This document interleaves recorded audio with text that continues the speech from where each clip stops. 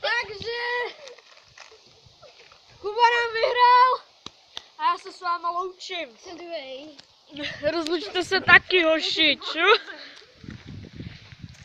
Jak se tady cítí náš výherce? Dost hnusně. A loučíš se s divákama nějak? Jo, doufám, že příště zase vyhraju. Příště budeme třeba Žrát skořicu, jo. třeba, no, nebo... A ty? No, já se cítím dobře, mám se pobloutil z toho. Je to hnus, vyzkoušejte to, je to... A ještě, ty 3 vexty, co se ještě sežral.